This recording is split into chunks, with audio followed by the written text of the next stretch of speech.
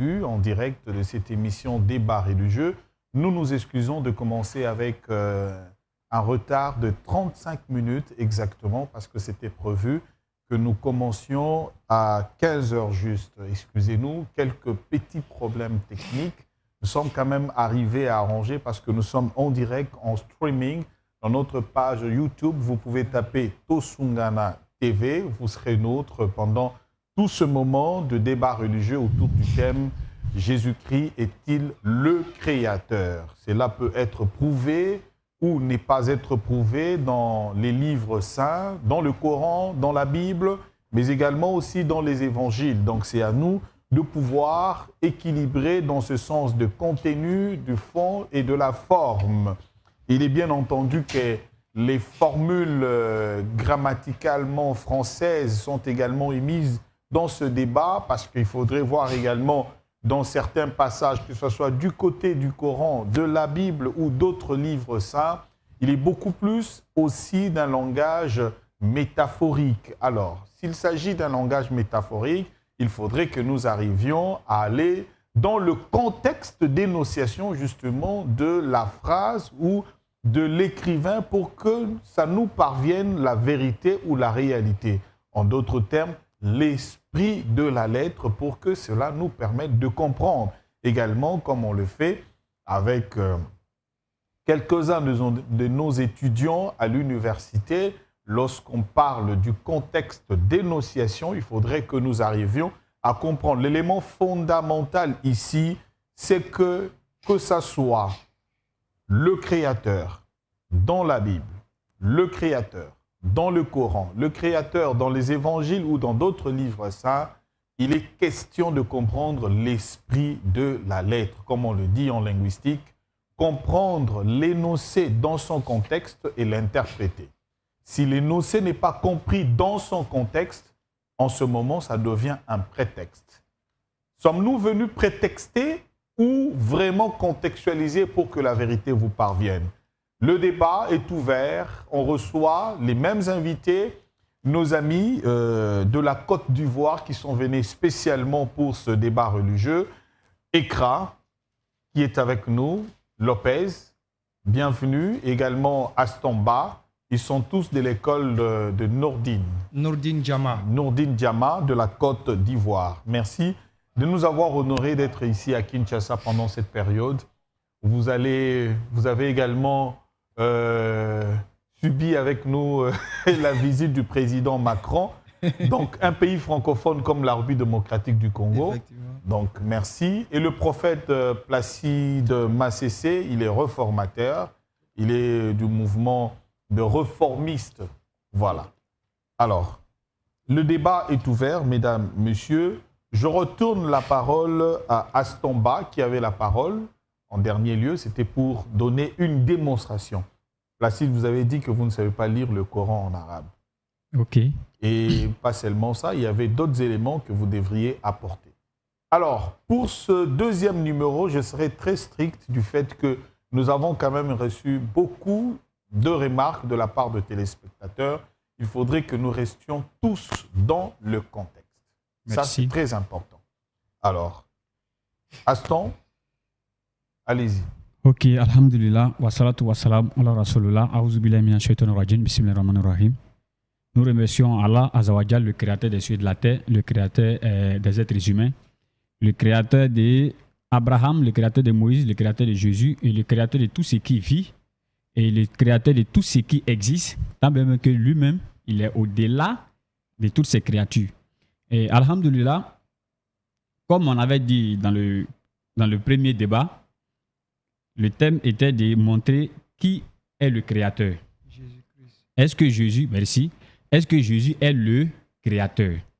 Bon, le problème c'est que nous-mêmes, lorsque je suis arrivé à la maison, moi-même arrivé à la maison, après avoir fini de regarder le débat, j'ai été un peu découragé du niveau de notre frère. Et il y avait un petit bobo entre moi et lui, quand il avait donné la sourate 5, verset 52. Je lui avais dit que la sourate 5, verset 52 ne dit pas ce que vous êtes en train de dire. L'homme a vite compris et s'est rectifié. Non, sourate 3, verset 59. Surat 3, verset 59. 52. Surat 3, verset 52. Et moi, qu'est-ce que j'ai dit? J'ai dit, ok, je lui avais dit ceci. Arrivé à la maison, je vais faire ce travail-là pour toi. Je vais couper la vidéo. Là où tu as dit Surat 5, verset 52. Arrivé au deuxième débat, je vais te montrer. On va lui montrer ça rapidement et je vais développer. Il peut regarder. Vous entendez? Verset 53, 52 à 53. Issa a dit dans le Coran, qui sont mes alliés dans la voie d'Allah? Les apôtres ont répondu, la sourate 5, verset 53, 52 à 53. Voilà. C'est ce que je lui disais tantôt, que vous avez dit Sourate 5, verset 52 à 53. Et vous dites, Issa a dit, qui sont mes alliés dans cette sourate-là? Je lui ai dit, non, non, non. C'est pas ça. Dans la sourate 5, verset 52 à 53, ce qui est dit là-bas n'est pas pareil à ce que vous êtes en train de dire. Voilà où il y avait un peu de bobo entre moi et puis lui. Je crois bien que sa vidéo est là. Il peut venir contester lui-même sa propre vidéo. Maintenant, le prophète Placide avait lu la sourate Fatiha. Et c'est dans la sourate Fatiha, il a commencé à raconter des choses. Il a dit non, la sourate Fatiha ne se lit pas comme vous êtes en train de dire. C'est là, le prophète a dit, dans ce cas, on va lancer le défi, nous allons lire la sourate. Ok, il n'y a pas de problème. Comme aujourd'hui, nous sommes là, c'est le deuxième débat. On va lire ça en arabe, on fait sauter en arabe. On va lire ça en arabe, comme c'est le défi qu'il m'a lancé. Donc, j'attends qu'il revienne sur ça. S'il tient toujours à ce qu'on lit en arabe, il n'y a pas de problème, on va lire ça en arabe. Ce que je vais dire rapidement, mon frère va me prendre Surah 2, verset 256. Là, maintenant, je rentre dans le vif du sujet. Surah 2, verset 256. 255. Oui, vas-y. Allah, Oui. point de divinité à part lui. Allah, point de divinité à part lui. Le vivant, Le vivant, celui qui subsiste par lui-même. c'est lui qui subsiste par lui-même. Al-Qayyum, Al-Qayyum, ni somnolence, ni somnolence, ni sommeil ni sommeil. ne le saisissent. Vous voyez bien ici que dans le Coran, Allah il est en train de se présenter. Allah il est en train de montrer comment il est. Et le Créateur, comme je l'avais dit tantôt, ce n'est pas à nous de montrer le Créateur. C'est le Créateur de nous parler de lui-même. Et le frère à côté a pris beaucoup de versets dans l'Ancien Testament, là où l'Éternel a dit, j'ai créé telle chose, j'ai créé telle chose, j'ai créé telle chose, et j'ai fait tout cela seul. Alors, quand on vient dans le Nouveau Testament, et que j'avais pris le verset de Matthieu 19, verset 4, si tu peux me prendre, là où Jésus nous demande, vous n'avez pas lu que le Créateur au commencement a fait toutes choses. Alors, si au commencement le Créateur a fait toutes choses, comment est-ce que c'est lui-même qui est en train de nous dire au commencement le Créateur a fait toutes choses peut être le Créateur lui-même?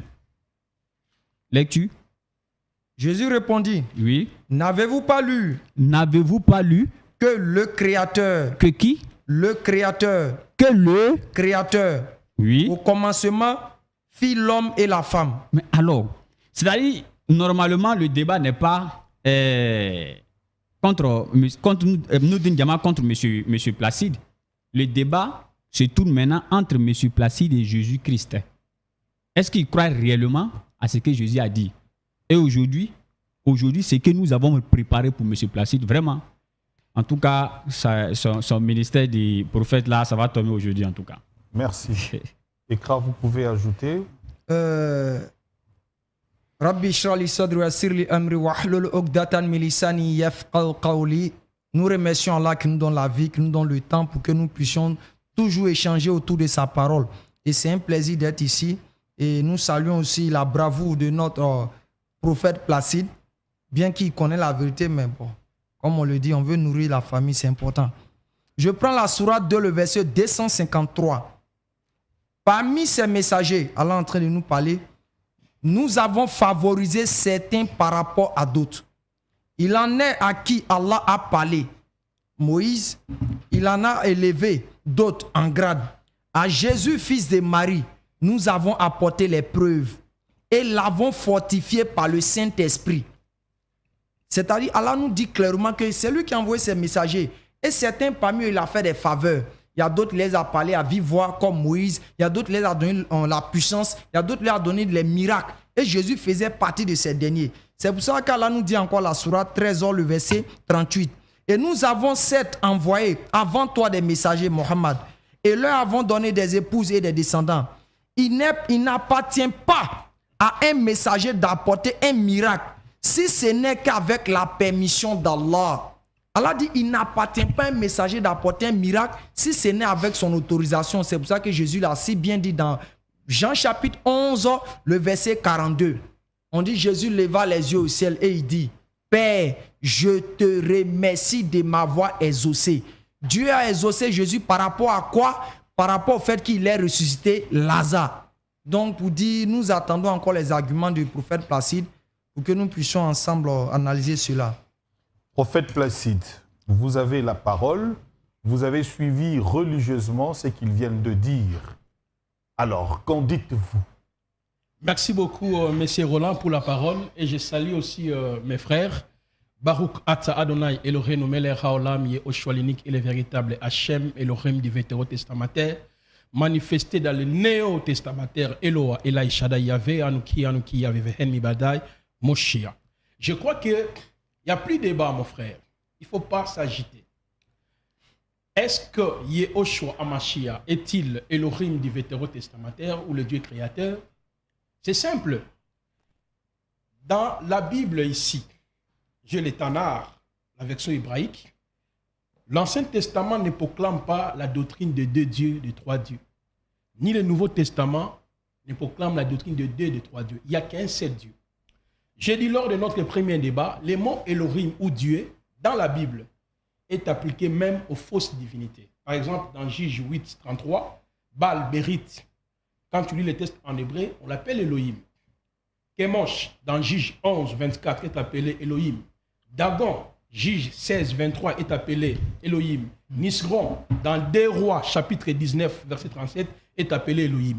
Même le veau d'or qu'avait construit par Aaron, d'Exode chapitre 32, est appelé Elohim.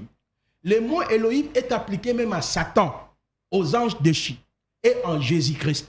Mais lorsque nous disons que Jésus-Christ est Elohim, n'est pas parce que le mot Elohim est appliqué en lui. Parce qu'il remplit toutes les prérogatives d'Elohim du Vétérotestamentaire, les créateurs. Parce que Dieu s'est défini par sa faculté, par sa nature, par sa révélation. Voyez? Alors, lorsque nous lisons, par exemple, les Tanakh, ici, Yahvé s'est révélé par ces 9 informations. Elohim, le créateur, est l'unique sauveur. Ça, c'est la première chose. Elohim, dans sa nature, est un esprit. Dans ses attributs, dans ses titres, dans ses noms composés, dans ses noms simples, dans ses anthropomorphismes, dans ses Elohifania ou théophanie et dans les récits prophétiques. Donc, si Jésus-Christ est Elohim du Vétérotestamentaire, il doit remplir, n'est-ce pas, les 9 informations dont je viens de consigner ici. Je prends par exemple les attributs de Yahvé. C'est simple. C'est comme ça que nous comprenons qui est Jésus. Ce n'est pas parce qu'il est né de Marie, il disait que le Père m'a envoyé. Nous allons expliquer cela parce que ça existe dans ce qu'on appelle théophanie ou Elohifania. Quand Dieu prend la forme humaine, il s'est fait toujours envoyer par lui-même. Je prends maintenant les attributs absolus de Yahvé. En ce qui concerne les attributs absolus de Yahvé, il existe 2 groupes des attributs. Nous avons par exemple les attributs non moraux d'Elohim, qui sont au nombre de 5. Même dans le Coran, il y a les attributs qu'Allah partage avec les êtres humains, et il y a les attributs qu'Allah ne partage pas avec les êtres humains. De la même manière, dans les Tanakh, ici dans les Tanakh, il y a les attributs moraux d'Elohim que vous considérez. Prophète Placide, je voudrais qu'on aille droit au but. Très bien. Quand vous parlez du Créateur, vous voulez faire allusion à ce qu'il est créateur, dans le sens que être créateur, est-ce que c'est un attribut qu'il partage avec les autres que vous appelez moraux ou c'est un attribut absolu? Absolu. Ils ont besoin de comprendre. Voilà pourquoi vous leur donnez les arguments parce que eux, quand ils attaquent, ils lisent directement le Coran, ils vous disent que c'est ça et c'est ça, point barre. Donc il faudrait que vous répondiez. Quand vous faites le théorisme dans les ceci, dans les cela, vous n'utilisez pas les passages. Il faudrait que vous utilisiez les passages comme eux aussi utilisent les passages. C'est plus clair. Merci beaucoup. Voilà pourquoi je suis là. Je dis qu'aujourd'hui, je serai vraiment très rigoureux pour permettre à nos téléspectateurs de cerner le contenu du débat. Allez-y. Je suis d'accord parce que je devais d'abord planter les décors. Comme j'ai expliqué comment Dieu s'est révélé progressivement dans les canaux. Je prends maintenant les attributs absolus de Yahweh, qui sont au nombre de 5. Les attributs absolus. Exemple, Elohim est omniprésent. Je prends deuxième attribut, Elohim est omniscient. Troisième, Elohim est omnipotent. Je prends la dernière, Elohim est immuable et Elohim est éternel. Il n'y a que 5. Maintenant, posons-nous la question. Est-ce que Jésus-Christ remplit-il ces 5 attributs moraux d'Elohim? Vous allez voir ça. Je prends par exemple, Yehoshua est omniprésent. Nous sommes dans Jean chapitre 3, le verset 13. Il dit, Fils de l'homme qui est dans le ciel. Il dit, il était sur la terre, en même temps il était dans le ciel. Donc cela démontre que c'est lui qui peut remplir cet attribut. L'omniprésence, c'est Yahweh. C'est ce qui atteste que Jésus-Christ est Dieu créateur. Parce qu'il remplit en lui les attributs non moraux. L'être humain, les anges, les démons, Satan ne peuvent pas posséder ces attributs. Il dit, de même que le Fils de l'homme qui est sur la terre, il est en même temps dans le ciel. Donc quand Jésus prêchait à Yerushalayim, il était aussi au ciel. Jean chapitre 3, le verset 19. Je prends les deuxièmes attributs. Comme on nous a dit, il faut aller directement. Matthieu 18, avant les deuxièmes attributs, Matthieu 18, le verset 20. Car là où 2 ou 3 sont assemblés à mon nom, je suis au milieu d'eux. Matthieu 18, 20. Cela veut dire quoi? Si en Côte d'Ivoire, il y a les chrétiens, en Amérique, partout dans le monde, Jésus est là. Qui peut posséder cet attribut si ce n'est que Yahweh lui-même? Donc vous allez venir pour démontrer que Jésus-Christ ne remplit pas cet attribut. Donc Jean chapitre 3, le verset 13, Matthieu chapitre 28, le verset 20 démontre que Yehoshua remplit les premiers attributs absolus de Yahweh. Yehoshua est omniprésent. Je prends les deuxièmes attributs. Yehoshua est omniscient. Je prends Marc chapitre 2, le verset 6 à 13. Après la guérison de ces paralytiques, les scribes étaient étonnés. Comment un homme pouvait-il pardonner le péché? Or, Christ a lu leurs pensées. Quand on lit le texte est long. Lisez seulement à la maison. Marc chapitre 2, le verset 6 à 12. On voit que Yehoshua est omniscient. Il a lu les pensées. Donc il connaît le passé, le présent et le futur. Ni le prophète Mohammed, ni Satan, ni moi Placide, ni vous, vous ne pouvez pas remplir ces attributs. Vous voyez? Et je prends le troisième attribut, toujours de Yehoshua. Yehoshua est omnipotent. Je prends Matthieu chapitre 28, le verset 16 à 18. C'est-à-dire, il démontre clairement. Mais les 11 disciples allaient en Galilée sur la montagne que Yehoshua leur avait désignée. Quand il le vit, il adorait, mais quelques-uns douteurs. Et Yehoshua s'était approché leur parlant en disant, toute autorité m'a été donnée dans les cieux et sur la terre. Donc, il est omnipotent. On peut même ajouter Colossiens 2, le verset 10. Apocalypse chapitre 1, le verset 8. Moi, je suis la lèvre et l'étave, le commencement et la fin, Dieu le Seigneur, qui était, qui est, qui vient, le Tout-Puissant. Le dernier attribut, mais c'est Roland. Yehoshua est immuable. Et immuable, Hébreux chapitre 13, le verset 8. Yehoshua est le même hier, aujourd'hui et éternellement. Voyez? Et Yehoshua est had, est éternel, immortel. Hébreux chapitre 1, le verset 8 à 12. Pardon, 30 secondes. C'est pour dire, lorsque mes amis viendront, quand ils vont prendre la parole, ils me diront si Jésus-Christ ne remplit pas les attributs moraux. Merci. Ekra, Aston, on doit être correct envers nous-mêmes. Vous devez également rencontrer ses préoccupations. Il n'y a pas de problème. Les passages qu'il a donnés pour que vous les expliquiez également. Allez-y, vous avez vos minutes. Merci à tous, merci. Mais Placide, tu sais, je vais réagir rapidement avec toi pour qu'on puisse comprendre. On va prendre Marc 13, verset 32, rapidement. Asson, tu prends le passage. 32. Et puis, moi, je vais lui poser ma question. Marc 13, verset 32. Je voudrais que vous rencontriez d'abord les passages qu'il a cités. C'est important. Parce que si on va lui donner des passages, vous donnez encore d'autres passages, je pense que le débat ne sera pas équilibré. Il faudrait que vous rencontriez les passages qu'il a cités pour que vous les expliquiez. Il dit Jésus est omniscient. Ce passage qu'il... Ça clôt. Ça remplit, ça mène tout ce qu'il a dit là-dedans. En fait, parce que là, c'est écrit. Comme c'est écrit là, rencontrez d'abord la préoccupation de ce passage-là. Comme c'est écrit. Parce que c'est écrit, il est le même hier, aujourd'hui, éternellement. Comme il a dit, il a donné les attributs. Il a donné de versets. il faudrait que nous allions de cette manière-là. Quand vous donnerez également le passage, comme on a fait la fois passée, que lui commence par rencontrer les mêmes passages pour les expliquer que ce n'est pas ça avant d'aller dans un autre argumentaire. Okay.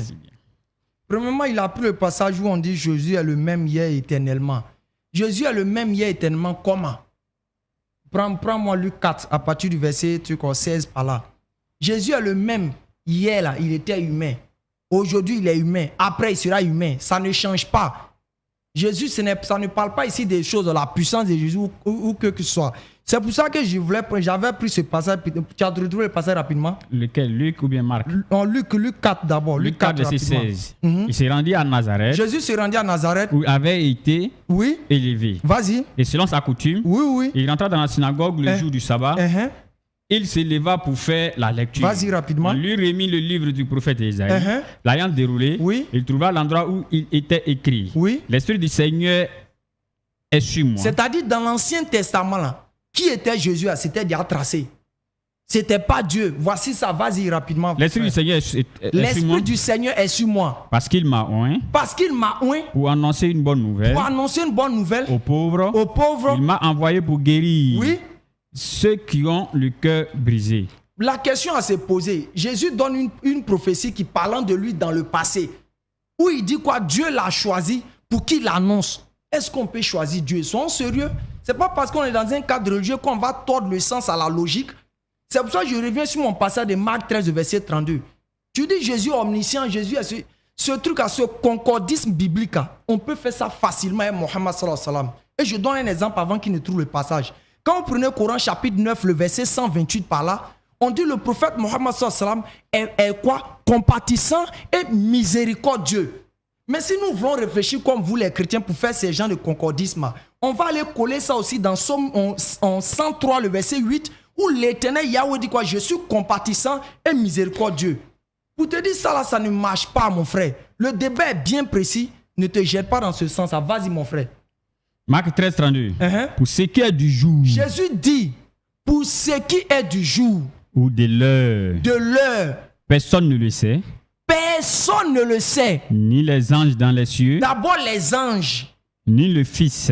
Le Fils c'est qui? C'est pas Jésus? Claire. Le Fils c'est pas Jésus? Oui. Même le Libanais, même au Congo ici qui fabrique Tampico là, il peut mettre la date de quand son Tampico pourrit. Maintenant Jésus dit quoi? Pour ce qui est du jour. Pour ce qui est du jour. Ou de l'heure. Et de l'heure. Personne ne le sait. Personne ne le sait. Ni les anges. Ni les anges. Dans le ciel. Dans le ciel. Ni le Fils. Ni le Fils. Mais le Père seul. Mais le Père seul. C'est placé ici la foi dans le débat. Il dit le Père signifie Have. Have qui signifie le Créateur. Mais si Jésus dit que c'est le Père seul qui connaît la fin du monde là, est-ce que vous êtes à mesure de venir dire que Jésus est omniscient? Arrêtez de baratiner les gens dedans. Soyons sérieux dans ce débat. C'est pour ça que nous disons, nous aimerions nous focaliser sur les propos de Jésus pour que les choses puissent prendre fin. On va mettre dans Somme 121, le verset 3 à 4. L'Éternel dit quoi? L'Éternel Dieu ne se fatigue point, ne sommeille point et ne dort point. Quand vous allez dans Jean 4, le verset 8, qu'est-ce qui se passe là-bas? Jésus dormait, Jésus se fatiguait. Donc vous voyez que si on veut rentrer dans cette logique, vous n'allez pas vous en sortir. Il est temps de nous donner le verset clair, noir sur blanc, sans ambiguïté, où Jésus a-t-il créé quelque chose. Je donne mon passage ça, et puis tu vas prendre la parole. Marc 13, le verset 19. Marc 13, le verset 19. Oui. Car la détresse en ces jours. Car la détresse en ces jours. Sera-t-elle. Sera-t-elle. Il n'y en a point eu de semblable. Oui. Depuis le commencement du monde. Depuis le commencement du monde. Que Dieu a créé. Ah, Placide, vous aussi. Un tel passage. Est-ce que ça, on peut nier l'évident? Jésus dit qui a créé? Dieu a créé. Jésus dit qui a créé? Dieu a créé. Congolais et Congolaises, s'il vous plaît, chez vous à la maison, prenez ce verset. Jésus est clair en disant que quoi? C'est Dieu qui a créé. Jésus dit Dieu a créé. Toi, tu veux prouver que Jésus a créé quelque chose. Donne le verset comme nous le donnons pour que nous puissions avancer. L'Éternel, dans Job 42, il dit quoi? L'Éternel peut tout faire. Jean 5, le verset 30. Qui est en train de dire qu'il ne peut rien faire? Jésus. Qui est en train de dire qu'il ne peut rien faire? Jésus. Dans Jean 5, le verset 30, Jésus dit quoi? Je ne peux rien faire d'après ce que j'entends. C'est-à-dire, Placide en train de dire, non, Jésus, tu es capable de créer. Jésus, tu peux faire ça. Jésus dit, je ne peux rien faire d'après ce que j'entends. et mon jugement est bon. Je ne cherche pas ma volonté, mais la volonté de Dieu qui m'a envoyé.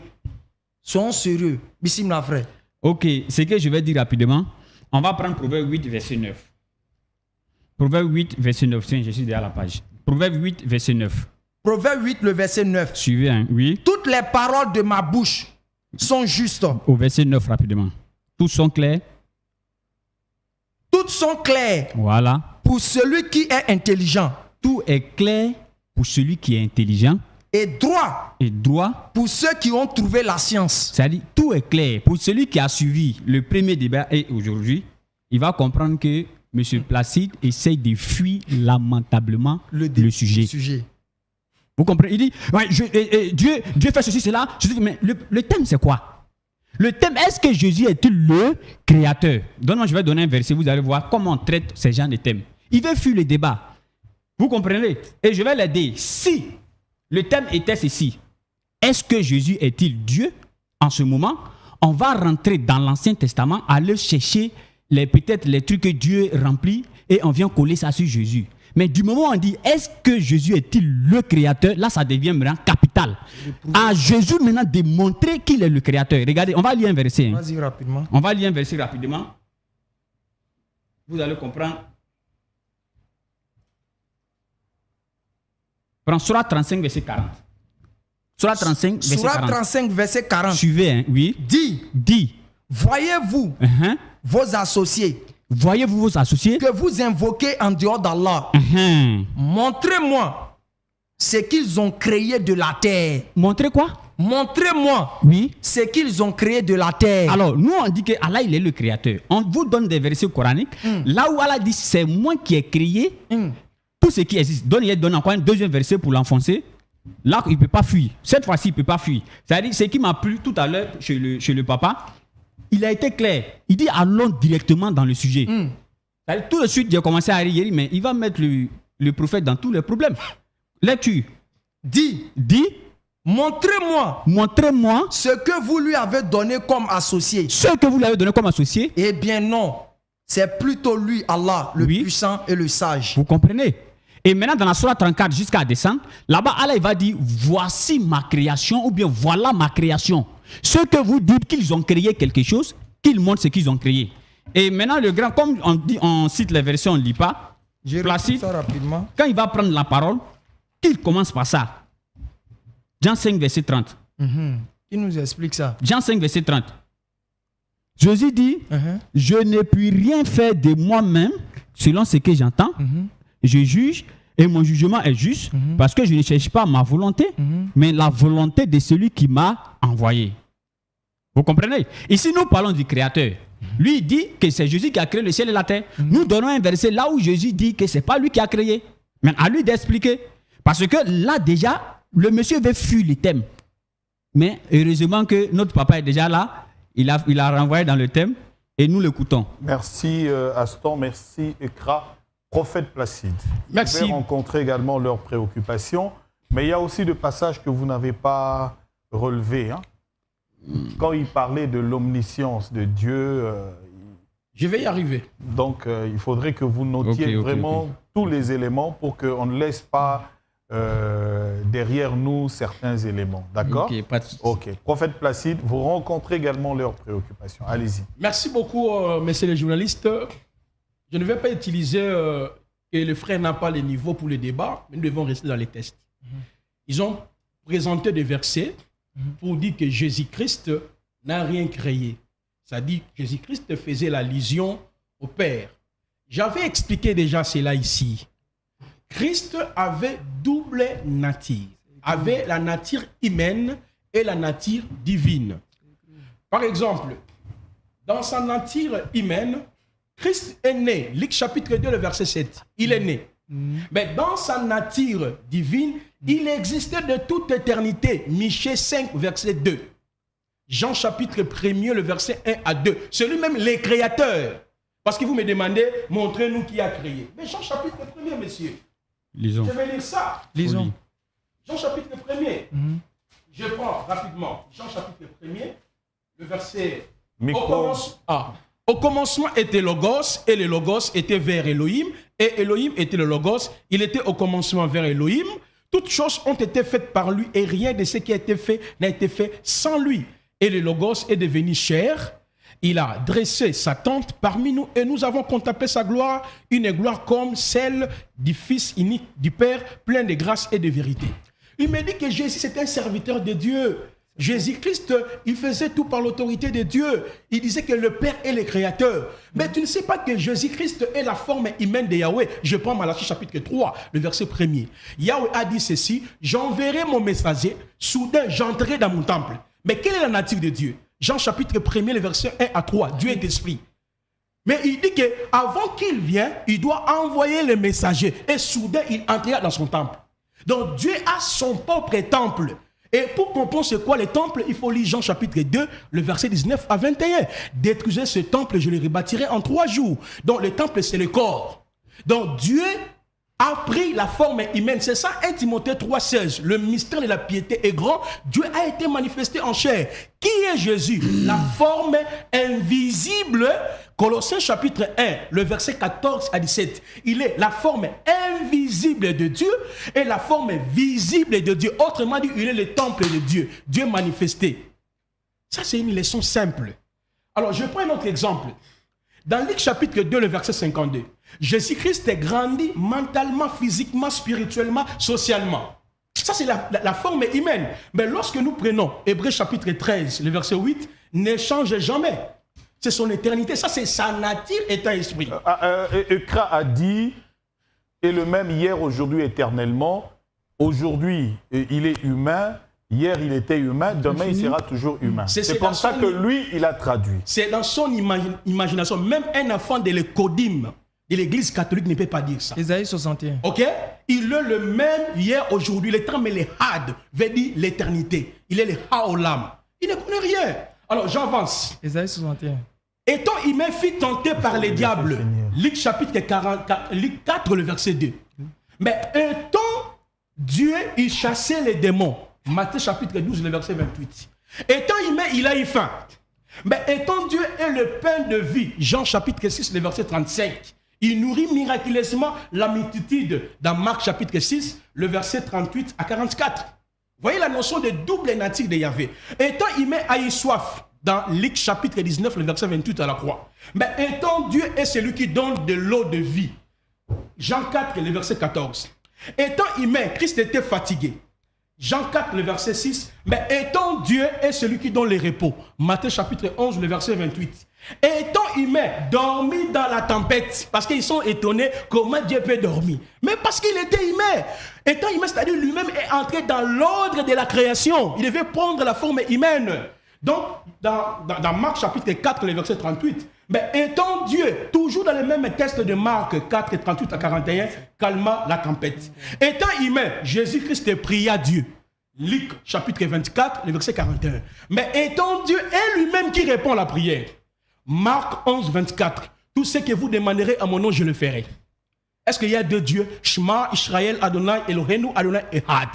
Donc, si vous ne maîtrisez pas la notion de double nature de Dieu, dans la Bible, quand nous lisons la Bible, nous savons, Jésus ici parle comme humain, Jésus parle comme un Dieu. Mais c'est Roland, ils m'ont posé la question, Jésus ne savait même pas les jours, même les anges. Il dit c'est lui-même le Père. Attends, d'abord, j'explique ça. Même mes élèves qui sont en Côte d'Ivoire sont capables d'expliquer ça. Là, Jésus parlait comme humain. J'ajoute même un autre passage pour vous aider. Acte chapitre 2, premier verset 10 à 12 qui complète le verset que vous venez de donner. Mais lisez Matthieu 24, le verset 31 à 38, lorsque le Fils de l'homme viendra dans sa gloire. Maintenant là, il explique parce que la question était quand est-ce que tu rétabliras le royaume d'Israël? Il dit, même moi je ne sais pas, même ni les anges ne savent pas. Ok? Mais quand tu lis Matthieu 23, les versets 41 à 46, il viendra, il jugera les morts et les vivants. Quand tu lis Jean chapitre 5, le verset 24 à 29, l'heure est venue où les morts entendront la voix des fils de l'homme, ceux qui l'auront entendu vivront. C'est-à-dire c'est lui qui va juger les mondes.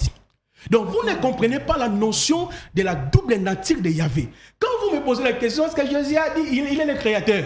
Mon frère, lors de notre premier débat, je vous ai démontré, d'après Ésaïe chapitre 44, 24, je réitère, moi Adonai, j'ai fait toutes choses. Celle j'ai déployé le ciel, celle j'ai étendu la terre. Mais Colossiens nous dit, Jésus-Christ a créé les choses invisibles, visibles, trône, dignité. Toutes choses existent par lui. Est-ce que vous ne comprenez pas le français où on doit parler dans votre langue? Parce que le texte est clair. Yehoshua est le créateur et Elohim du vétéro-testamenteur. Je vous ai mis en difficulté ici sur les attributs absolus de Yahvé. Voyez comment vous ne pouvez même pas me raconter par rapport à ce point. Mais je vais encore frapper même dans le Coran. Vous allez voir que dans le Coran, Allah a ses attributs absolus. Et tous les attributs absolus d'Allah, tels que Allah, celle qui pardonne les pécheurs, Allah, celle qui ressuscite les morts, Allah, celle qui jugera les morts et les vivants, Allah, celle qui est le sauveur, Allah qui sauvera. Vous touchez cet aspect des choses, je voudrais relancer un élément très important relevé par Accra, par Aston Ba. Pour lui, ce sont de raccordements frauduleux, de même qu'ici on parle de Dieu Elohim créateur, s'il fallait également utiliser, parce que le Coran parle du prophète Mohammed comme étant le miséricordieux. Et le compatissant. Alors, voilà, et le compatissant. On peut aussi dire, raccorder ça directement. Donc, comme il est miséricordieux et compatissant, donc c'est lui l'Elohim, c'est lui le créateur, dans ce sens-là. Pour faire ces raccords-là. Est-ce que tu peux démontrer que ce n'est pas ça? Justement, c'est ça la préoccupation. Je ne sais pas. C'est ça la préoccupation, de démontrer que ce que tu fais là, comme eux ne peuvent pas le faire, que ce que toi tu dis là, c'est différent de ce raccordement-là. Je crois que je suis clair. Monsieur Roland. Aston, je crois que c'est ça ou c'est pas ça? Oui, c'est ça, puisqu'on a donné Somme 103, le verset 8. Tu lis le passage. Dans le Coran, Allah n'est pas seulement miséricordieux. Là, c'est l'attribut que Allah partage avec les êtres humains. Voilà pourquoi les gens qui ne maîtrisent rien. Mais Allah, je prends la sourate de l'ouverture. Au nom d'Allah, le tout miséricordieux, cet attribut, il ne partage à aucune autre personne. S'il me donne une sourate où Allah partage cet attribut absolu. Le micro. Cet attribut absolu. Attends. Au nom d'Allah, le tout miséricordieux, le très miséricordieux, donne-moi un homme dans le Coran qui y a cet attribut. Mais l'attribut, attendez, mais tu me poses la question. Attends qu'il conclue. Okay, je réponds à la question. Mon frère, je lis le Coran plus que toi. Il n'y a aucune sourate qui base de ça. S'il vous plaît. Alors, allez-y. Vous avez 2 minutes, comme ça je donne. La même logique qui est dans la Bible. Je parlais des attributs absolus de Dieu. Mais il y a aussi les attributs moraux ou de la moralité de Dieu, tels que l'amour, Dieu le partage avec les êtres humains, tels que la paix, la joie. De la même manière, dans le Coran, il y a les attributs que Allah le communique avec ses messagers. Comme le prophète Mohammed est considéré comme miséricordieux. Parce que ça, ce sont les attributs moraux d'Allah. Mais les attributs absolus, comme le tout miséricordieux, les très miséricordieux, s'il me donne un passage où Mohammed s'est déclaré, c'est lui qui possède ces attributs, je deviens musulman. On ne trouvera jamais ça. Alors, à Ekra, Aston, vous allez lui répondre à ça, si vous voulez que le débat se passe dans ce contexte-là. Mais ce qui est important, que l'on revienne aussi sur le grand débat. Ici, il a posé le jalon par rapport à votre préoccupation aussi en ce qui concerne la double nature des dieux. Que Dieu peut être à la fois Dieu, esprit, Dieu peut être à la fois aussi humain, dans ce sens-là. Il a essayé d'expliquer et qu'il a donné également des attributs absolus de Dieu. Allez-y. Vous avez vos minutes. Qui commence? Ekra ou Aston? Ok, merci beaucoup, monsieur le journaliste. Vraiment, est-ce que vous pouvez trouver un peu de lotus pour lui? Parce que je vois qu'il y a trop de sueur qui coule. Oh, ici, tout est climé. Puis il y a sueur sur lui, ça me fait un peu bizarre. Vous savez, reste rien.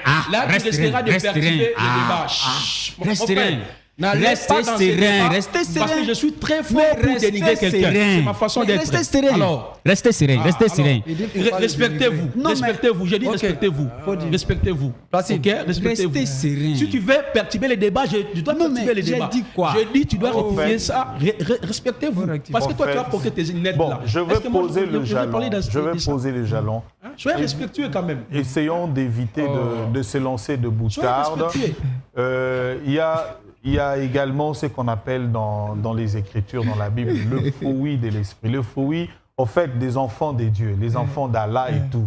Donc, soyez dans la bénignité, soyez dans l'atmosphère qu'il faut. Faites le débat en frères. Ouais, ne nous le sommes- faites pas en ennemi.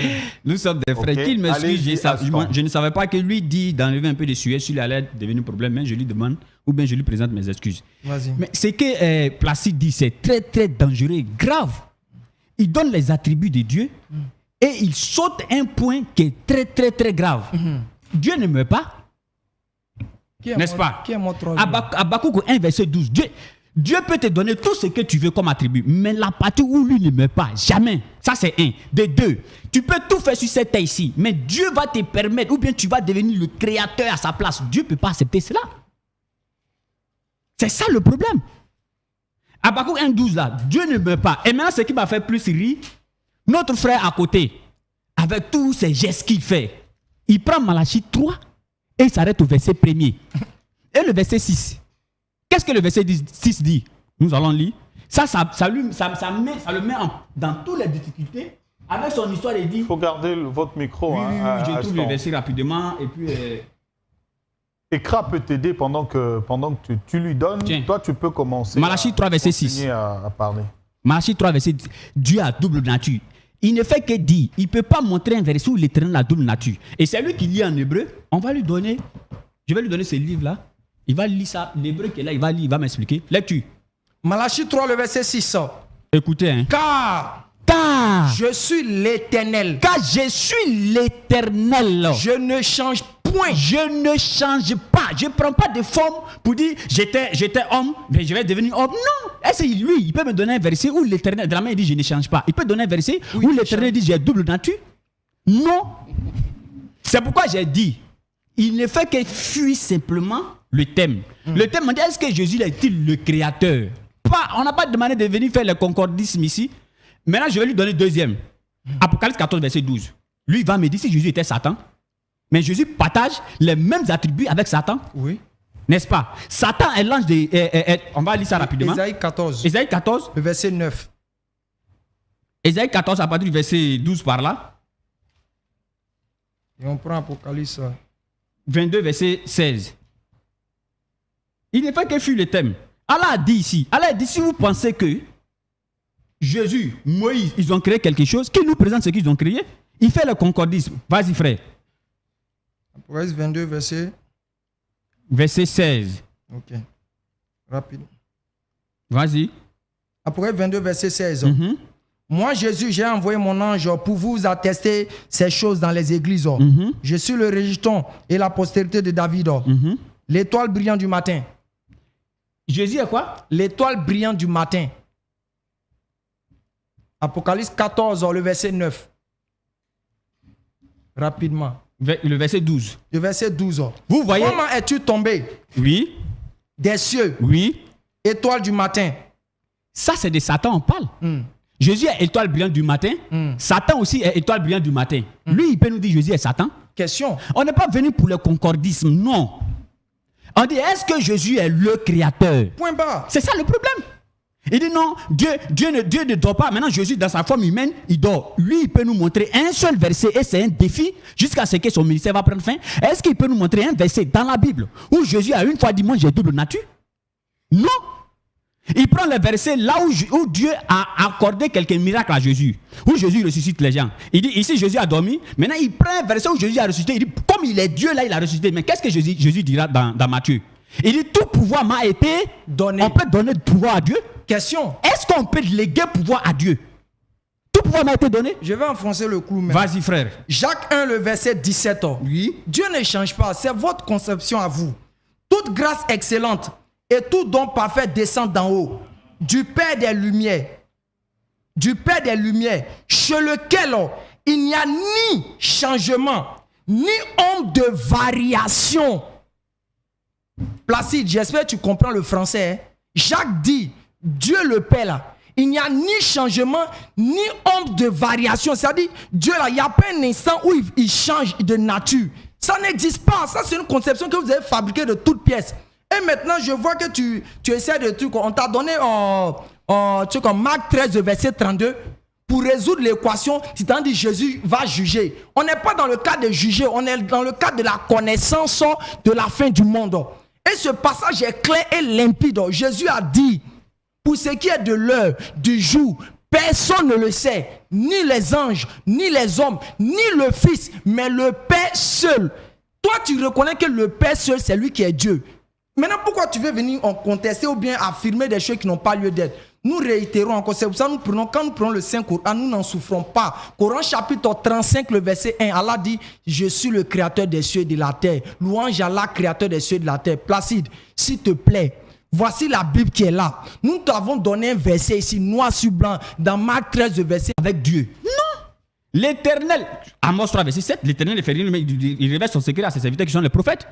Quand Moïse divisait la mer en deux, donc on va dire parce que Moïse a divisé la mer, on va dire ça c'est son côté Dieu qui a divisé, mais non, on peut pas raisonner comme ça, ça ne marche pas. Vas-y frère. Et toi l'aveugle, que dis-tu? Que dis-tu de celui qui t'a guéri? Sur celui qui t'a ouvert les yeux. Oui. L'aveugle répondit. C'est un prophète. L'aveugle répondit. C'est un prophète. L'aveugle répondit. C'est un prophète. Prophète Placide lui dit que c'est un Dieu.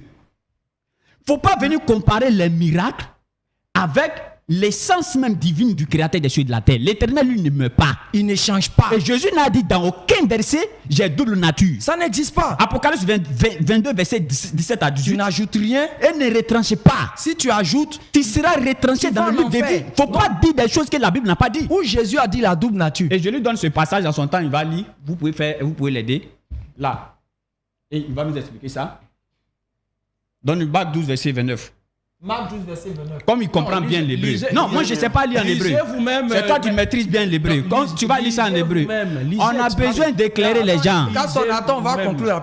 Je reviens pour dire. C'est pour ça que nous sommes clairs. Dans le Saint-Coran, ils ont dépensé le temps. Dans le Saint-Coran, à la sourate 5, le verset 72, le Coran est clair pour dire là-bas, ce sont des mécréants, des égarés, ceux qui diront que Allah, c'est Jésus.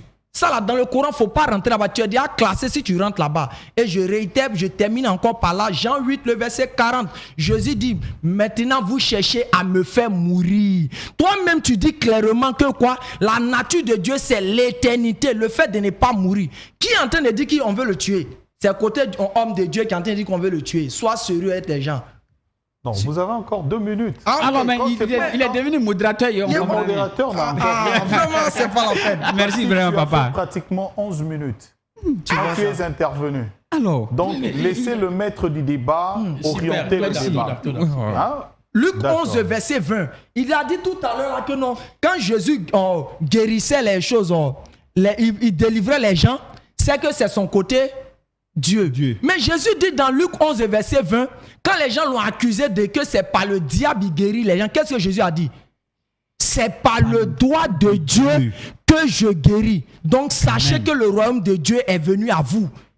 Mais comment se fait que quand quelqu'un fait un miracle, vous dites que c'est son côté Dieu? Même quand on reprend encore le passage de Jean 11, à partir du verset 19, qu'est-ce que la sœur de Lazare dit?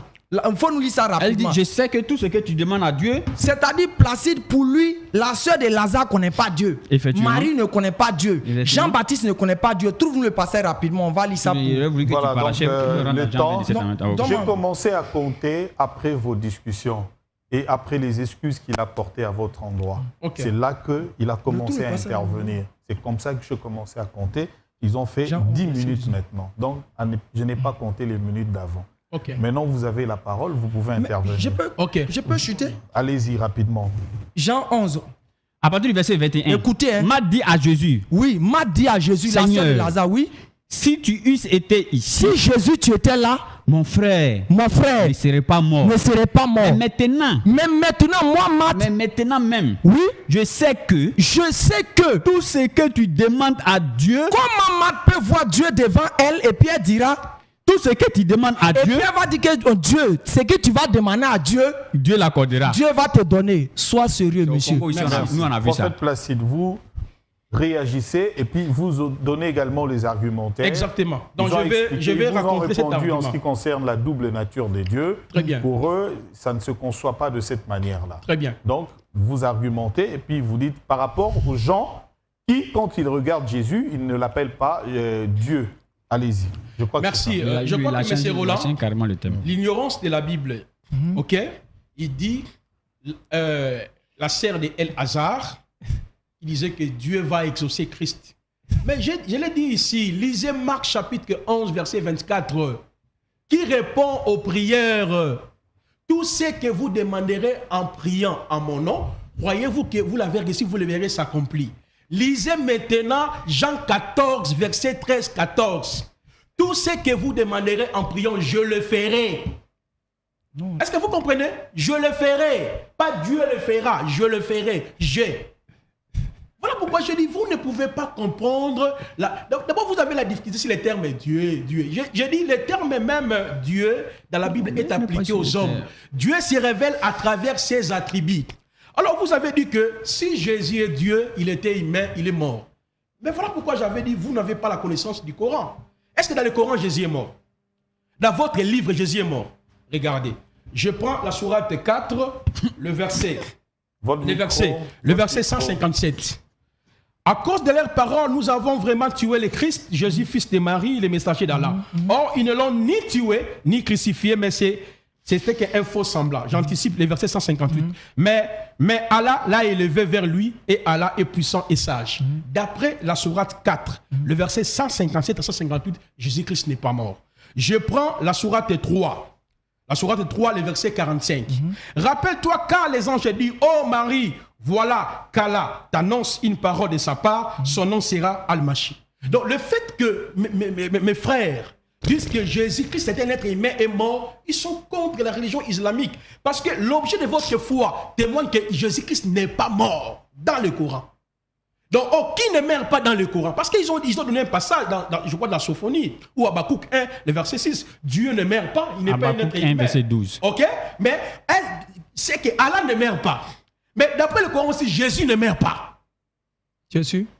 Oh, mais si, Jésus meurt dans le Coran. Je te donne le verset. Ah, je donne le verset. Tu crois c'est là? Non, c'est pas croyance. Tu poses une question, tu demandes. Voyez maintenant la confusion. Je suis en train de démasquer la religion islamique maintenant. C'est pour la première. Oh, je suis dans mon temps, mon frère. Il vous a laissé. Regardez, je dirais à mon frère Alexandre Salomon de prendre cette partie ici. Regardez comment ces musulmans ont contredit la foi islamique en acceptant que Jésus est mort. Tout vrai musulman lambda ne croit jamais que Jésus est mort. Donc le fait que de prendre l'argument que Jésus était un être humain et mort et tout, vous n'êtes pas des musulmans, Jésus n'est pas mort selon le Coran, la sourate 3, le verset 45, la sourate 4, verset 157 à 158. J'avance, messieurs Roland. Allez-y. Alors, je parlais ici la notion de double nature. Ils disent que cette notion-là n'existait pas dans la Bible, c'est dans ton imagination. Dieu se révèle, exemple dans Genèse chapitre 1, le verset 1 à 3. Il dit, au commencement, l'Esprit de Dieu s'est mouvé au-dessus des eaux. C'est quand on parle de la nature, c'est de l'essence, de l'être. Dieu est comment? Dieu est esprit. C'est ça sa nature. Mais dans sa nature, Dieu ne peut pas être humain. Et ils m'ont dit de donner le passage où Dieu a pris la forme humaine, où Dieu est devenu humain. Mais dans la Bible, il y a des passages en mêle. Je prends un seul passage. Genèse chapitre 18, le verset 1 à 13. Dieu est venu dans la maison d'Abraham. Le Seigneur a mangé avec Abraham. Il allait où après? Ok? Et la Bible dit, l'Éternel est resté avec Abraham. Les deux anges sont allés dans la ville de Sodome et Gomorrhe. C'est ce qui est même raconté dans la sourate 15, le verset 61 à 62. Dans votre livre, cela est écrit. Folie. Alors, on nous montre dans cette sourate-là, et dans la sourate 15, 61, 62, les messagers d'Allah sont appelés Allah. Ok? Mais lorsque nous retournons dans Genèse chapitre 19, le verset 24, les textes nous disent que l'Éternel au ciel fit pleuvoir le pluie sur Sodome et Gomorrhe. Est-ce qu'il y a deux dieux? Il y a trois dieux? Parce que celui qui est resté avec Abraham dans sa forme humaine, et quand il devient humain, il dépend dans sa nature esprit. Lorsque nous disons que Jésus-Christ est Dieu, cela n'est pas par rapport à l'appellation Dieu. Parce qu'il a toutes les prérogatives de Dieu. Par exemple, tous les attributs d'Élohim, je viens de les démontrer ici, mon frère. Et ils m'ont demandé, est-ce que Jésus-Christ est le créateur? Je ne sais pas si je dois prendre laquelle langue. Je reviens ici, Colossiens chapitre 1er. Lequel est l'image d'Élohim invisible, le premier-né de toute la création? Parce que par lui ont été créées toutes les choses qui sont dans les cieux, sur la terre, le visible et les invisibles, soit le trône ou les seigneuries, ou les principautés ou les puissances. Toutes choses ont été créées par son moyen et pour lui. Je continue le verset 17. Il est avant toutes choses.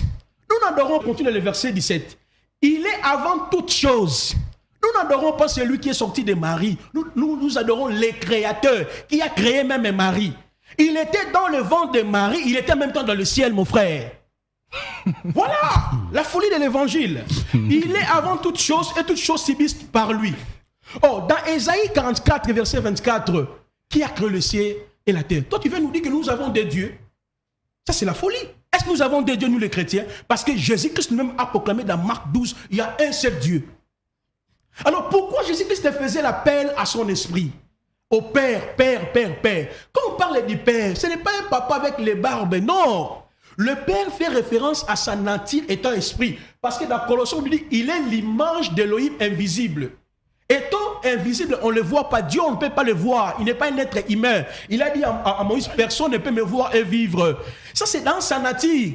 Mais la Bible nous dit que beaucoup de gens ont vu le Seigneur. C'est dans sa nature humaine, l'anthropomorphisme et l'anthropologie.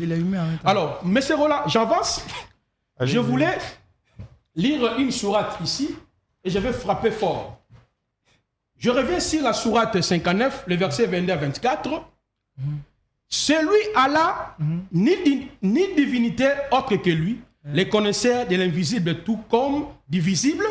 Celui, le tout miséricordieux, le très miséricordieux, celui Allah, ni divinité que lui, le souverain, le pire, l'apaisant, les rassurant, les prédominants, le tout-puissant, les très forts. Selon le Coran, Papa Rola, Allah se révèle à travers ses attributs. Pour que nous croyons que Allah est le créateur, il y a ce qu'on appelle la souveraineté d'Allah dans ses noms. Il y a les noms que les musulmans adorent par rapport à Allah. La souveraineté d'Allah dans ses attributs. La souveraineté d'Allah dans ses titres. Allah s'est présenté de cette façon dans le Coran. De la même manière, nous n'adorons pas parce qu'il est né de Marie, il avait fait. On voit toutes les prérogatives d'Elohim, du Tanar, sont en lui. Je prends un exemple simple dans le Coran. Et je crois que je vais frapper cette fois-ci, pas avec amour, pour mettre fin à ce débat rapidement. Je vais prendre quelques attributs. Dans la sourate 39, le verset 53, dit: ô mes serviteurs qui avaient commis d'excès à votre propre détriment, ne désespérez pas de la miséricorde d'Allah, car Allah pardonne tous les péchés. Ça, c'est un attribut. C'est ce qui fait qu'il soit Allah. Parce qu'il possède un attribut absolu. C'est lui, celle qui pardonne tous les péchés.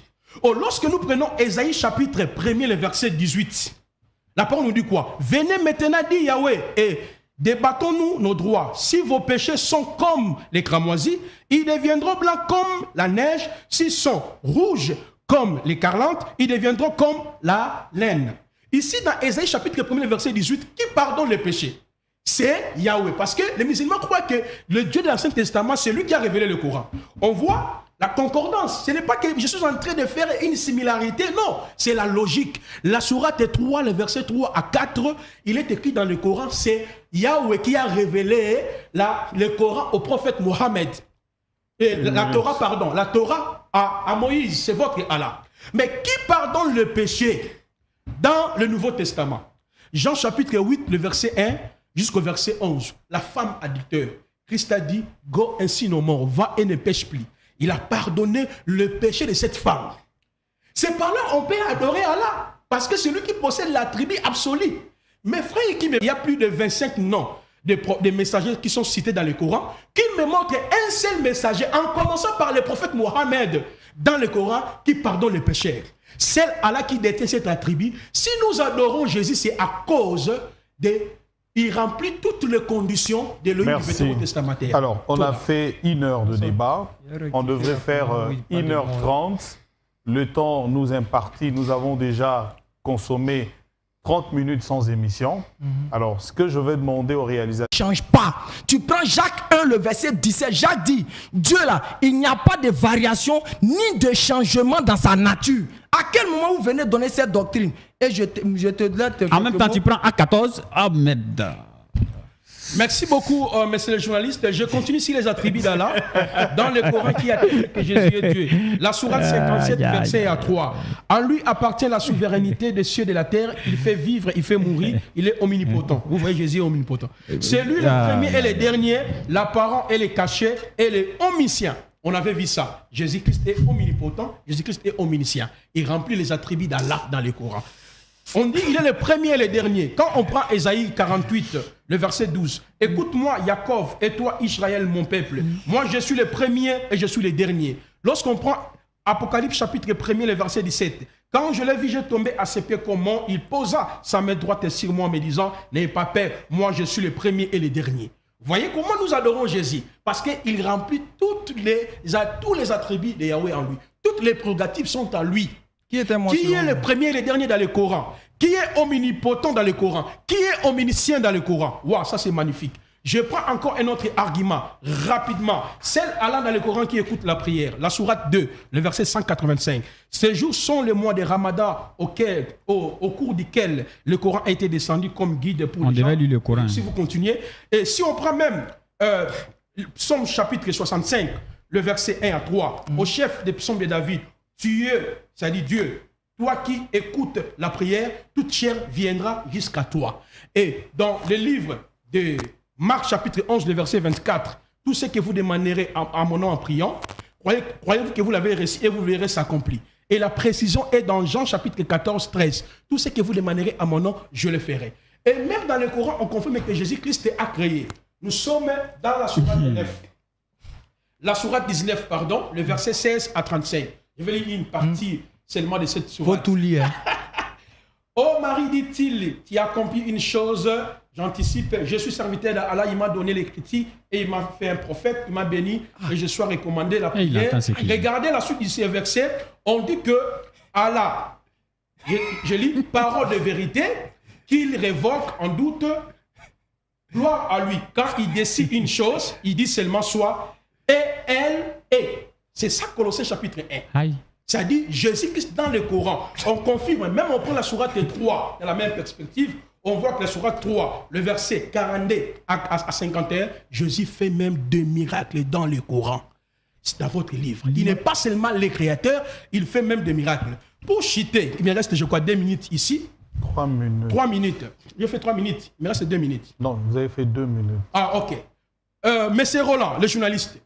Le prophète Mohammed n'a jamais été envoyé pour les Africains. Là, je lance un message clair. Il n'a jamais été envoyé pour les Français. Il n'a jamais été envoyé. Le Coran démontre clairement que Mahomet a été envoyé justement pour les Arabes. La sourate 42, le verset 7. C'est ainsi que nous t'avons révélé un Coran arabe afin que tu avertisses la mère de cité, la Mecque, pas vous les Ivoiriens, quittez cette religion. Je prends la sourate 14, la sourate 43, le verset 44. C'est certainement un rappel, le Coran pour toi et ton peuple, pas pour vous. Et vous en serez interrogés. La sourate 41, verset 44. Si nous avions fait un Coran en une langue outre que l'arabe, il aurait dit, pourquoi ces versets n'ont-ils pas été exposés? Je prends la sourate 26, le verset 198. Si nous l'avions fait descendre sur quelques-uns non arabes. La sourate 12, le verset 2. Nous l'avons fait descendre un Coran en langue arabe afin que vous raisonniez. Et lorsque nous prenons la sourate 6, le verset 92, voici un livre, le Coran béni que nous avons fait descendre, confirmant ce qui existait déjà avant. Je continue.